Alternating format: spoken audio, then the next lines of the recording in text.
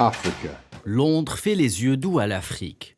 Le Royaume-Uni et l'Afrique intensifient les initiatives bilatérales pour bâtir des ponts économiques à même de garantir un partenariat gagnant-gagnant dans des secteurs qui intéressent Londres et dont le continent noir s'affiche aujourd'hui comme un sérieux pourvoyeur d'opportunités. Nous sommes déjà l'un des plus grands partenaires commerciaux de l'Afrique. Nous avons signé 9 accords de libre-échange avec nos amis africains. Et au cours de cet exercice seulement, nos ambassades et nos hauts commissariats ont aidé des entreprises britanniques à investir 2,5 milliards de livres sterling en Afrique.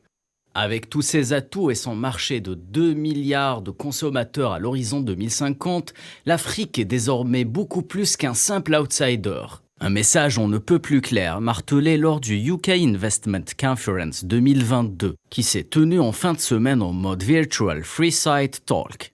La Grande-Bretagne qui regarde de près la montée en puissance de la Chine sur le continent africain via son méga-projet de la route de la soie, tout en gardant un œil sur la progression de la Turquie qui multiplie de son côté les manœuvres économiques afin de se positionner comme un partenaire sérieux et fiable en s'engageant à investir davantage dans le développement de certains pays, notamment dans la région du Sahel. Le département du commerce extérieur ne peut que s'engager dans la voie du soutien aux entreprises britanniques afin qu'à leur tour, elles puissent s'engager dans la voie des affaires et des investissements en Afrique.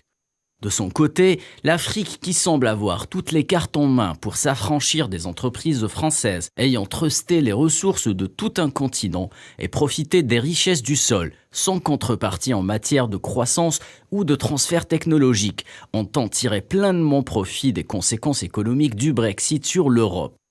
Avant l'émergence de la pandémie, les investissements du Royaume-Uni en Afrique étaient en pleine expansion. Nous savons tous que le retour à la croissance en Afrique nécessite avant tout que les capitaux soient mis sur la table, afin de s'assurer que les pays africains aient assez de ressources pour répondre aux challenges de la pandémie. Les intervenants ont toutefois insisté sur l'importance de booster les investissements dans les secteurs clés, à commencer par celui de la transition énergétique, considérée comme la future plaque tournante de la coopération économique entre les deux partenaires. Et pour en parler justement, notre journaliste Khaireddine Batache est sur le plateau en direct avec nous. Bonsoir Khaireddine. Bonsoir Fatma. Nous venons de le voir, la Grande-Bretagne qui se tourne vers l'Afrique, ce n'est pas la première intéressée. Plusieurs pays avant elle s'étaient tournés vers le continent. Je fais référence notamment à la Chine ou encore la Turquie. Une nouvelle configuration qui risque de chambouler les rapports de forces économiques sur le continent. Khaireddine. La Grande-Bretagne, il faut le reconnaître, Fatma, ne cache plus ses ambitions quant à un déploiement massif de ses entreprises sur le continent africain. Il faut aussi le reconnaître, Londres n'a pas le choix, car la Chine, via ses assauts répétés sur le continent africain, entraîne tout le monde, à commencer par la Turquie, qui a promis de sortir le chéquier pour intensifier ses investissements et gagner de nouvelles parts de marché en Afrique. D'accord. Londres, de son côté, a annoncé par la voix de son Premier ministre Boris Johnson vouloir intensifier ses investissements et les porter à un niveau supérieur que le précédent, c'est-à-dire à hauteur de 2,5 milliards de livres sterling, afin de renforcer sa position dans les secteurs qu'elle juge prioritaires. J'entends par là l'énergie, à travers donc des segments fossiles, mais aussi renouvelables. D'accord. Donc pour répondre à votre question, je dirais que c'est la France qui va faire les frais de ces rapprochements.